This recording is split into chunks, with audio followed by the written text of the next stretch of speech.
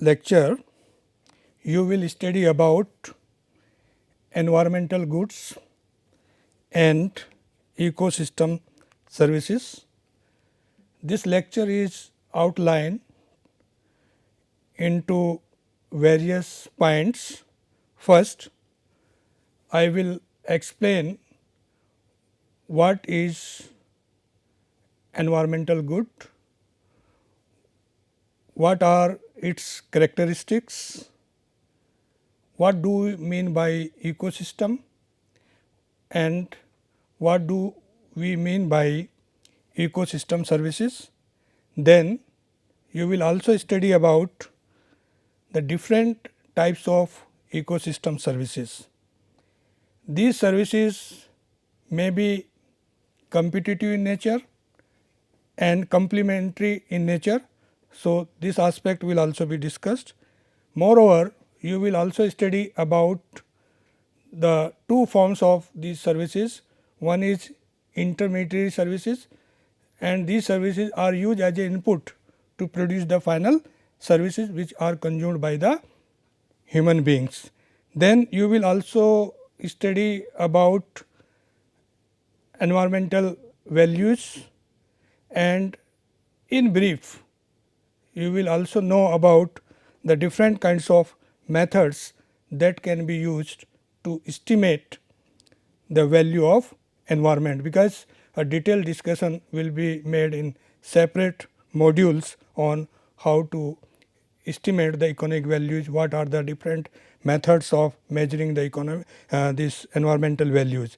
Then you will also study about how to sustain the ecosystem services, and finally I will also discuss what kind of measures we can follow to augment the environmental goods and services. Let me first explain what is a good or what is an environmental good. Actually, goods have two main characteristics. One is excludability and other is the rivalry. Conventional goods which we buy from the market and consume, they have these two characteristics. But most of the environmental goods, they are either non-excludable or non-rival, and therefore, it becomes difficult to allocate them efficiently through the market mechanism. Let me tell you what do we mean by excludability or excludable product and rival product. A good is excludable if it is feasible and practical to selectively allow consumers to consume a good. So, if you can selectively make it feasible to ration the quantity of a particular product, and it is also practical and feasible, then product may be called excludable product. And most of the conventional goods, they are excludable in nature. For example, if you want to consume a particular product, you go to the market to buy a particular product, you will get this product only when the price of the product is given by you. So, therefore, price system works and market works in case of conventional goods, because these goods are excludable. Some goods may be non-excludable, and these goods may be non-excludable if it is not feasible and not practical to selectively allow consumer to consume the goods. Take the case of clean air. If you want to start your own business to supply the clean air, how will you distribute the clean air among the consumers? Because the product is non-excludable. Once you clean a particular environment, then whether some consumers are willing to pay the price of clean air or some are not willing to pay, they equally consume. So, this kind of product is not possible to exclude, or consumers may not be excluded from the consumption of such kind of products. And this nature of the product can be changed through technology and regulation. So, excludability is a characteristics which can be ensured through technology and regulation. For example, you can take dish antenna, satellite TV. So, if you are not willing to pay the price of a particular channel, then that channel may be blocked by the owner and you will not be able to see that. Similarly, free downloadable research paper or restricted download of the particular paper. So, technology plays an important role, but at the same time we also know that regulations also play an important role, and a product which is considered non excludable, it can be converted into excludable through regulation. Take the household garbage. If municipality of a city is not making any regulation, not making any laws, and households may throw garbage on the roadside. So, dumping of these garbage on the roadside is non excludable, but if municipality makes a regulation that those who are throwing garbage on the roadside, they may be punished, then what will happen? Market will work. Some waste disposal company will come forward, they will collect your garbage from your household, and in this way market will work. So, excludability is one of the important feature of a product to make the market work. Second characteristic of the product is rivalry. A good is rival in consumption if the act of the consumption reduces the amount of the goods that might be available for other consumers. For example, if you are consuming a glass of milk, the same glass of milk cannot be consumed by others.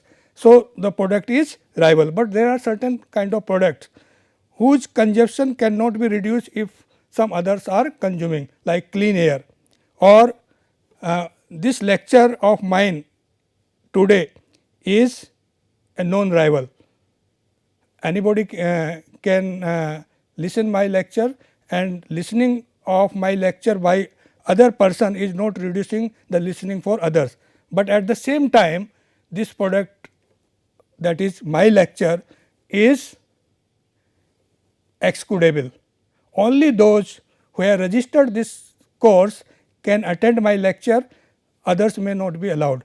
But if any political leader is making a public lecture, then anybody can listen that lecture, and that lecture is non excludable. So, you should know the difference between excludability and rivalry. These are the two main features of product. Now, coming to the environmental goods. Look at most of the environmental goods, I am not saying all, are non excludable, non rivals, and therefore, it becomes very difficult to create market for such kind of products. I already given the example of clean air. So, clean air is a non rival and non excludable product, but one thing you should know is that whether a product is rival or non product is rival or non rival in consumption, it is always rival in production. Question is why? Because the resources involved to create a particular product, whether product is clean air or production is a color TV, in both these kind of products resources are having competitive uses. So, therefore, all products, whether products are rival product or non rival products, they are rival in production, but they may be non rival and non rival or rival in consumption, depending upon the nature of the product. So, based on this, you can now classify these goods into private goods and public goods. So, most public goods, or they are also called collective goods, these are the goods which are mostly known rival in nature. So, anybody can have access to these product and they are non excludable also like solar radiation, weather, clean air, etc. And there are certain goods which are mixed collective goods like marine fish. Why they are mixed? Because to some extent they may be non excludable, non rival, but up to a certain, but if there is a overfishing, then it the product become rival product. So, they are mixed of collective goods, wildlife, watershed, services, etc. Similarly, we may have public bads. So, when we are consuming good products, we also release certain kinds of bad products like pollution. So, pollution is a public bad product like air pollution, water pollution, ozone depletion, etc. Now, due to lack of well defined property rights, environmental degradation occurs. So, main problem of creation of environmental bad product is the fact that there is no well defined property rights. And Ronald Coase wrote a famous theorem which is known as Coase theorem, and according to him, if property rights are well defined and if there is no ambiguity in the rights and if rights are traded in the market, then efficient solution will occur. This topic will be discussed in detail in a separate unit. Now, what is ecosystem? In earlier lecture also I discuss about ecosystem while making a difference between ecological economics and environmental economics. And ecosystem includes ecology as well as environment. And this term of ecosystem first time was used by Tensley in 1935 in his article on the use and abuse of vegetational concept and terms. So, he used this term ecosystem first time. Now, it becomes a buzzword, everywhere we use ecosystem, even this term is used outside the environment also. Now, we are using it in different manners, political ecosystem, social ecosystem, and there are different ecosystems, business ecosystem, etc. are being used. So, now it becomes a very popular term, but in context of environment, what exactly is ecosystem must be known. And an ecosystem is the set of organisms living in an area, their physical environment and interaction between them. So, in living in a particular area, how the different living beings, living organisms interact each others is studied in ecosystem. So, ecosystem is a complex and dynamic combination of plants, animal, microorganisms and natural environment existing together as a unit and depending on each other. As earlier also I discussed that environment has two components. One is biotic component, which includes all living organisms, and abiotic, which includes non-living elements such as soil, water, sunlight, minerals, etc. The health and well-being of human beings actually depends on the services provided by the ecosystem and their components, which includes like different kinds of living organisms, soil, water and nutrients. So, therefore, ecosystem health is very important for supporting our lives. If you try to understand what are the different kinds of ecosystem broadly, although there are number of ecosystems, but broadly we can classify the ecosystems into three categories. First is freshwater ecosystem. Freshwater ecosystem comprises rivers, ponds, lake, wetland, etc. So, freshwater ecosystem include all aquatic life like river ecosystem, that is a part of freshwater. So, river provide us fresh water. Then another important types of ecosystem is terrestrial ecosystem. Terrestrial means related to land. So, it includes organisms and their environment that occurs on land masses of continent and islands like forest ecosystem or mountain ecosystems, desert ecosystems. So, these are the different kinds of ecosystem which are on the land surface, and how the different kinds of organisms interact and interdepend on each others, that is studied in terrestrial ecosystem. Similarly, we also have ocean ecosystems, that is also known as marine ecosystems, where all aquatic lives in the sea, how they interact each other, how they depend on each other, that is considered as ocean ecosystem.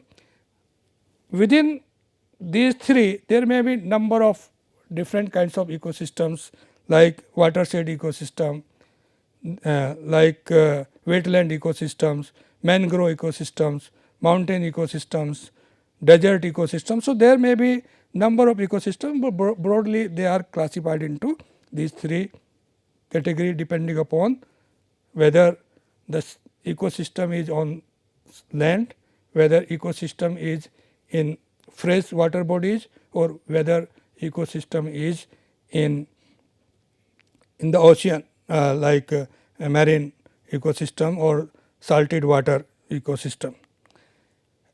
From this graph, you can easily understand how the different living and non-living organisms interact each others.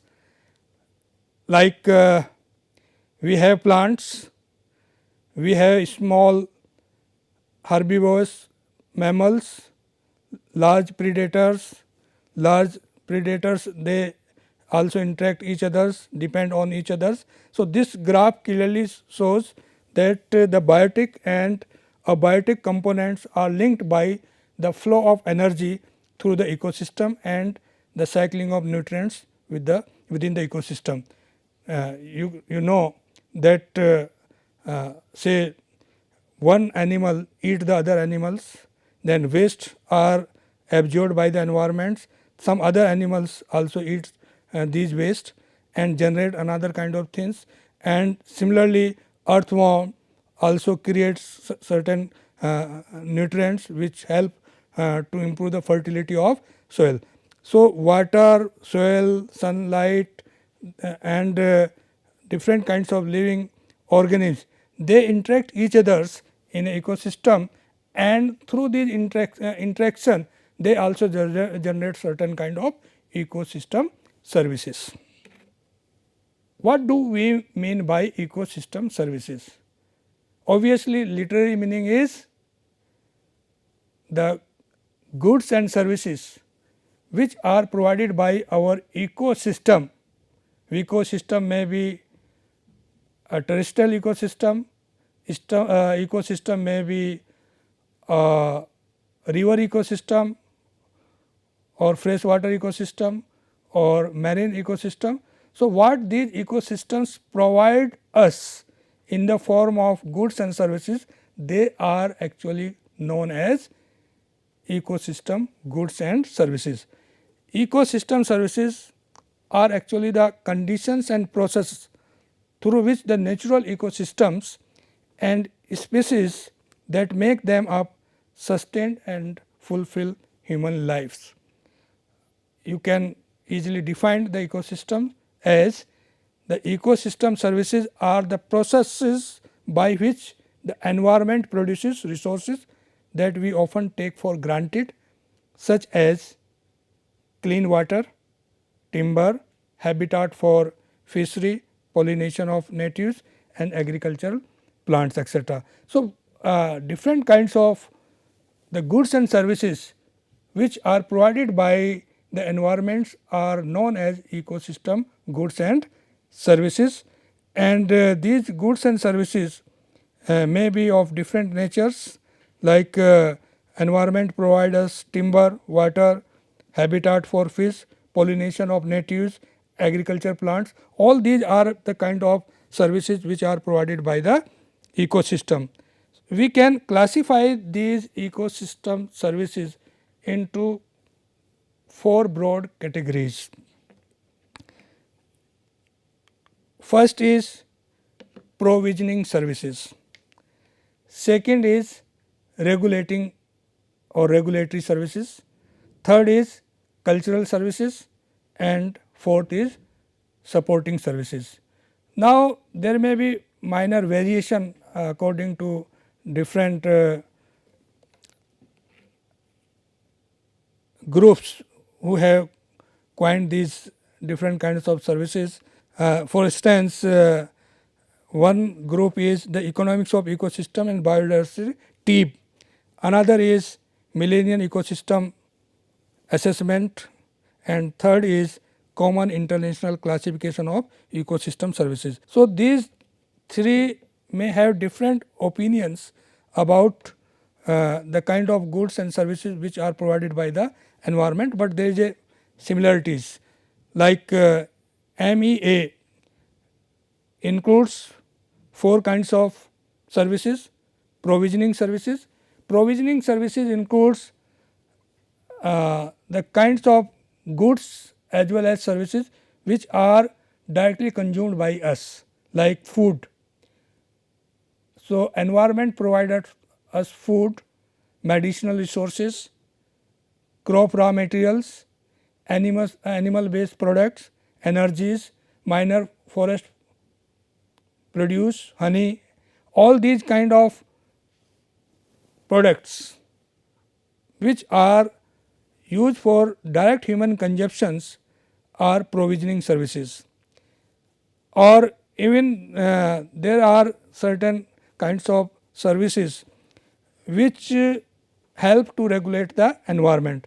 So, second category is regulatory services like carbon sequestration, waste decomposition, purification of water and air. So, it is one of the important characteristics of the environment that environment up to certain extent can clean itself, and that is known as assimilative capacity of environment or absorption capacity of the environment. For example, if some waste are released into the atmosphere, say any water body, river. So, if liquid waste is released into the river system, within a few kilometers river can clean itself, but up to a certain extent. And if the pollution load in the river is very high, then this assimilative capacity of the environment or sinking function of the environment would be badly affected. So, this regulatory service is not absolute, and in fact, that is also constant or depending upon how we are using the other kinds of services. So, there may be some sort of relationship between provisioning services. For example, if we are using more and more water for provisioning services, under provisioning services, less water will be for other services of the environment, like environmental flow in our water bodies may be badly affected if we are extracting more water. So, therefore, regulating services like carbon sequestration, waste decomposition, purification of environment, they are the important services which are provided by the environment, but they are not absolute. They may be depending upon how the other services are being used, whether we are using more extracted resources for direct consumption, etc. Third category is cultural services. So, environment or ecosystem also provide us various kinds of cultural services: spiritual, recreation, tourism, aesthetic, education, research. So, all these kind of services are provided by the environment. Many times we look at the beautiful mountains, rivers and natural beauties, and we get certain kind of insight for our own learning. So, we learn a lot through our environment, and these learning, education, recreation, all these are termed as cultural services. Then fourth category is supporting services. Supporting services includes uh, nutrition cycle, soil formation, pollination, gene pool, protection, etc. So, pollination services is also very important, and several studies have been conducted on this, how the pollination services are creating huge environmental values in terms of money to the societies. Similarly, TEEB also have these kind of categories. Only in place of supporting services, it considered habitat services like gene pool, protection, life cycle, maintenance, etc. and all other things are same. As far as CICES is concerned, here it also include provisioning services, animal and like animal and their products, cultivated food, drinks, non-drink, etc.